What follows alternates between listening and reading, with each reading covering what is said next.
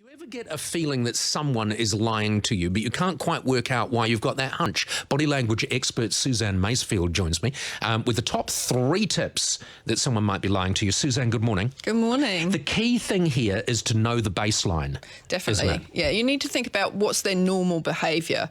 But lies, we hear between 400 to 200 lies a day, whether you're protecting yourself, protecting someone else, and they range in behaviour from freeze, flight or fight, depending on your personality type. A recent study showed that 60% of adults tell lies within a 10-minute conversation, and of that 60%, they on average tell 3 lies.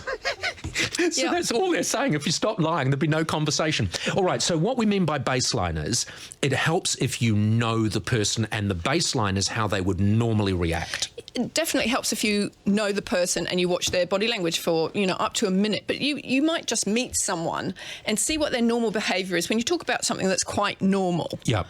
And where their hands are, whether their hands are, in their pockets. Okay. A test subject. Exactly. All right, exactly. so these are the 3 things you're looking at. Eyes. Eyes. So with eyes, often people talk about when somebody starts blinking a lot, it can mean that they're lying. But the other end of the spectrum can mean that they stare at you because they want to check out whether you've sussed their lie. So it can end up being either end of the spectrum, the blinking. Or a lot of blinking. A lot of blinking. Or little blinking. Or no blinking at all, but staring at you, sort of checking out whether you've caught them, you've sussed them. And again, it's important if you know the baseline, you know how much they normally blink. Right, number 2, movement. Movement. Hand-to-face gestures, but also if you... That's like a lot of people try and hide their faces a bit, don't they? They can hide their faces.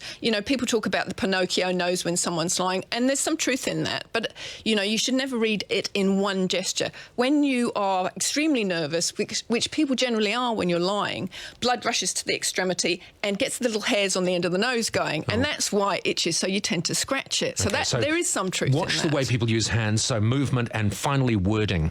Wording, what happens with people is they'll get very formal. They'll say things like, I did not have sex with... That woman. That woman, exactly, distancing themselves. Things like that, or they'll deflect away from the situation. Oh, I don't really recall that. So they'll sort of all of a sudden become very precise for no good reason. Very precise, instead of normally we'd say something like, I didn't do that. Yeah.